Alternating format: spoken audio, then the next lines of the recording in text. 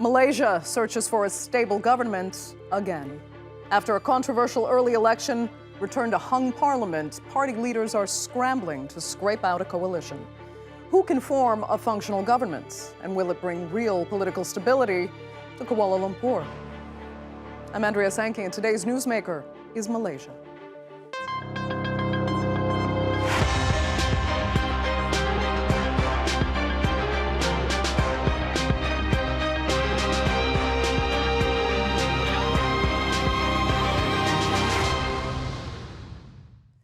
It's been one of the most fiercely contested elections in Malaysia's history, with over 900 candidates vying for seats in parliament. But after Saturday's vote produced an unprecedented hung parliament, Malaysia's political leaders have been left scrambling to form a coalition. It all prolongs political instability in the Southeast Asian nation, which has had 3 prime ministers in 3 years. So what form could a new government actually take? Let's look at some of the possible alliances. Long-time opposition leader Anwar Ibrahim's multi-ethnic Pakatan Harapan coalition won 82 seats in the lower house, short of the 112 needed for an outright majority. Muhyiddin Yassin's Perikatan Nasional Alliance won 73 seats, while Prime Minister Ismail Sabri Yaqub's Barisan Nasional trails with 30. On Monday, Anwar Ibrahim held talks with representatives from Barisan Nasional. Speaking after the meeting, Anwar said both parties prioritize political stability. He said he's hopeful of forming a government under his leadership.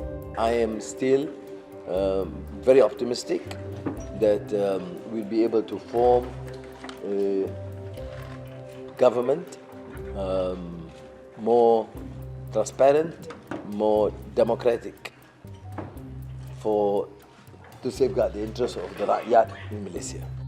No clear outcome emerged from the meeting, but if Pakatan Harapan and Barisan Nasional join forces, they'll have a simple majority of 112 seats. And if the East Malaysian parties GRS and GPS are included, it will give them 140 seats. Muhyiddin's home has been a hotbed of activity, with politicians coming and going, including those from the East Malaysian bloc. Perikatan Nasional is 39 seats short of a simple majority. But with Barisan Nasional's 30 and East Malaysian parties 28, an alliance would give them a total of 131, enough to form government. So is Malaysia more divided than ever? The 2 parties that won the most seats have opposing ideologies. Pakatan Harapan is a multi-ethnic liberal party, while Perikatan Nasional is a right-leaning conservative party. Muhyiddin Yassin, who led the PN bloc to a strong showing in these elections, pulled support from the incumbent government's traditional strongholds. His alliance includes a Malay-centric conservative party and an Islamist party that supports Sharia law. 2 of the most divisive issues in Malaysia are race and religion. The Muslim ethnic Malay population makes up the majority, and ethnic Chinese and Indians are the minorities. Many people feel the Perikatan Nasional bloc has sowed division to garner votes. Political analyst Bridget Welsh tweeted, "Malaysia poised for ultra-Malay conservative Islamist-led government that came to power through use populism, hate speech and use of money." And former MP for the Segambut said, "People of Sabah and Sarawak, let the political parties who represent your interests know that you want a multiracial federal government in Putrajaya, and not one who toys with racial and religious tension among Malaysians." And one Twitter user said that whatever the outcome is, this time the parliament is filled in with new and vibrant young leaders. 6 million people were newly eligible to cast a ballot, and most of them were young voters. Electoral reforms lowered the voting age from 21 to 18 and allowed automatic registration, which means voters under 40 made up about half of the 21 million electorate. Now, despite expectations that young voters would be more progressive, it now appears they veered more conservative. But do they hold conservative values or just want change? In a fight to win the youth vote, some politicians turned to a new battleground, TikTok. And it seems the most successful politician on social media was 75-year-old Muhyiddin Yassin. He tapped into TikTok trends during campaigning, with one video liked hundreds of thousands of times. Still, though, an uptick in youth support did not hand the PN a victory. Katakanlah harapan. Say if Pakatan Harapan joins forces with other political blocs to form the government, I think that will be a loss to the people, because each party only wants to defend their own interests, for example, their court cases. Why can't Harapan stay as the opposition? When the opposition is strong, the government has to listen. When the voice of opposition is strong, it can turn around the situation for check and balance. Kuat pembangkang ni. Post-election ni. After the election on November 19, I thought Perikatan Nasional would form the government. But now, after yesterday, Barisan Nasional chairman Zahid Hamidi made the move indicating that he wants to join forces with Pakatan Harapan. I am confused, because Barisan Nasional was closer with PN. They worked together in the past. But now they want to move. Now, we don't know what is going to happen today, because everything remains in the air. So, what might the future hold for Malaysian politics? Well, joining me now to debate that, all from Kuala Lumpur, are Ong Kian Ming. He is the former Deputy Minister of International Trade and Industry of Malaysia and a member of Parliament.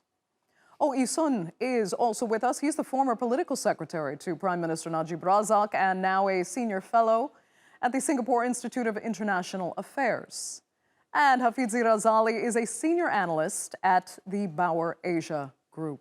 Thanks all so much for being with us. This is an incredibly confusing election to read, and it's exactly what UMNO did not want when they controversially called an early election. So, Hafidzi Razali, you weren't surprised by the hung parliament, but can it be sorted out? Can a functioning government be formed from this political mess?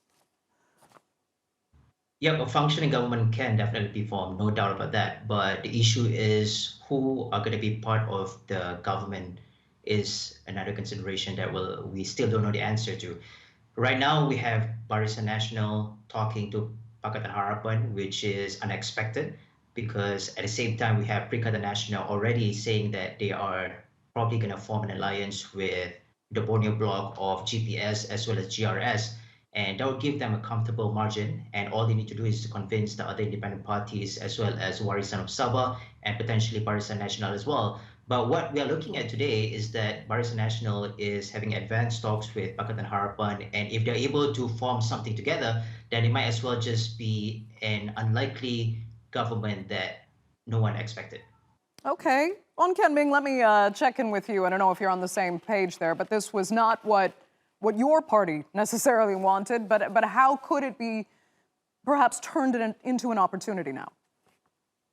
I think we have had a opportunity to work with UMNO before, when we signed the memorandum of understanding with the previous Prime Minister Ismail Sabri, and now we have the president of my coalition, Pakatan Harapan, being in government in one of the states in Malaysia, in Perak, just this afternoon, together with UMNO. So even if it's an unlikely alliance, I think this has been something that some of us have discussed before internally.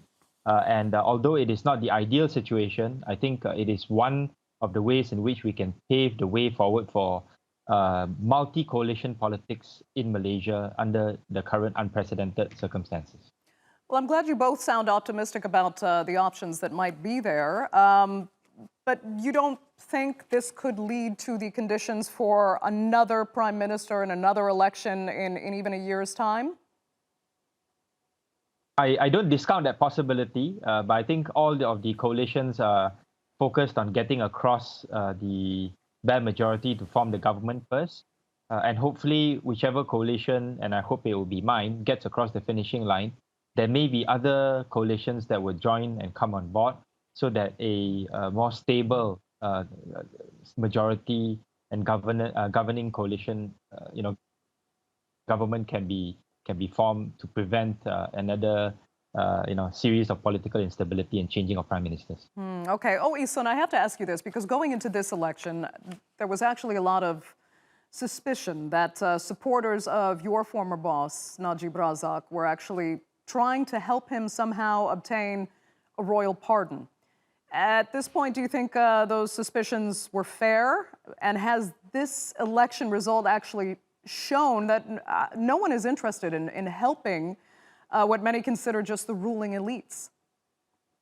Well, I think there might or might not have been such efforts to try to free Najib Razak from jail by political or other means. But I think we are very much taken by the events over the last few days and nights. I think what it's, shall we say, the elephant in the room right now is the possibility of having a ruling coalition whereby an Islamist and religiously inspired party will play a very significant or even dominant role in governing. And I think you've asked a question as to whether they will have a functioning government. If we do have such a coalition, with PAS being the dominant player in that coalition, I'm not sure in the long run we will still have a semblance of for example, parliamentary democracy, or we will degenerate into some form of an illiberal democracy. Let me go, Hafidzi, I'm going to come back to you because what is so interesting about this result is how the youth vote was actually gauged going into the election. Many people seem to be a bit surprised that the progressive elements in politics in Malaysia didn't come out further ahead with this result. What do you think the electorate, and especially the youth, is actually trying to say through their vote this time? Yeah, I think this time around, the youth, especially those in the East Coast states of Kelantan, Terengganu, as well as certain aspects of the northern states, Perlis, Kedah especially, they are showing that this time around, they might actually be following their parents' preference because these states know to be PAS inclined. At the same time, it's also combined with fan-sitting voters, new voters who are not in the category of youth. But at the same time, we also have to look at the bigger picture, where in Pakatan Harapan dominant seats, the youth are also contributing towards the high majority of Pakatan Harapan seats. So in general, I think it's fair to say that just because you're young, it doesn't mean that you're going to vote for progressive values. And here it has to be looked more contextually and understand where they're coming from. And perhaps the narratives that have been played by Perikatan Nasional, particularly PAS, have actually resonated with the young voters, especially considering that this is their first time voting. But of course, this is not proven data for now, but we can just assume, given the high success of PAS, almost to 70% of winning rates in a lot of these majority seats. Okay, Hafidzi, and unfortunately we're having a bit of trouble with your line. But let me go back to Ong Kian Ming because I really wanted to get your take on the youth component here as well.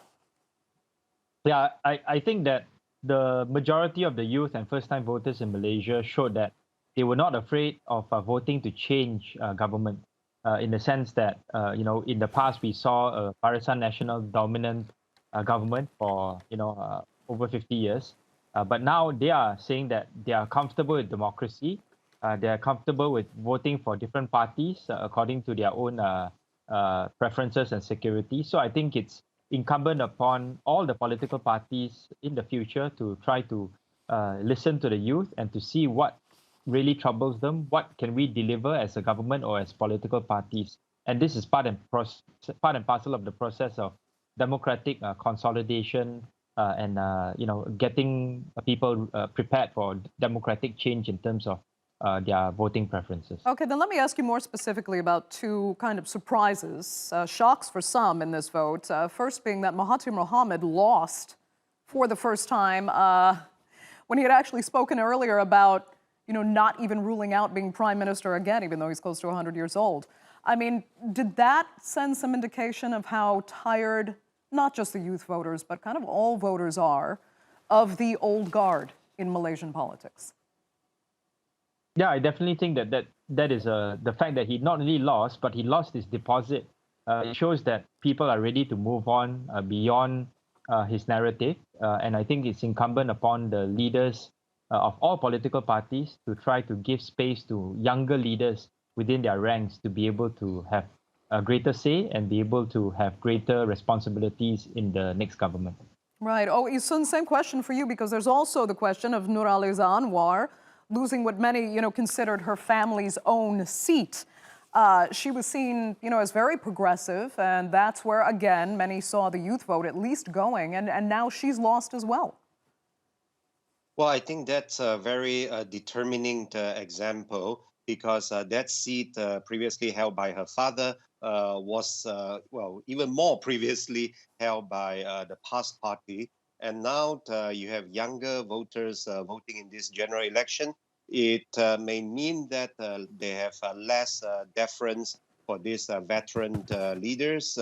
However, it doesn't mean they would be more liberal or progressive in their voting preferences. Some of them may actually choose for the more conservative side, such as choosing the PAS and its partner party, namely Bersatu. So that have been the case in quite a number of constituencies. So it's a very unpredictable voter cohort. Okay, Hafidzi, I can see you agree there. Go ahead.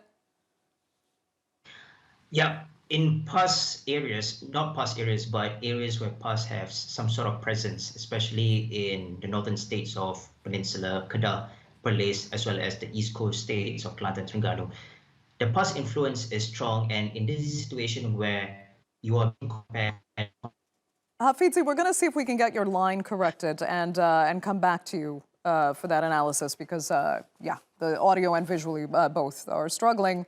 So let me go back to Ong Kian Ming because there was also some people, not many, but enough to raise the question about the king's role, both in the lead up to and now following this election, because the king is supposed to have, you know, a ceremonial space in Malaysian politics. But because there are suspicions now that there are other interests at play as well, I'm wondering what you think. Is the king's role strictly ceremonial?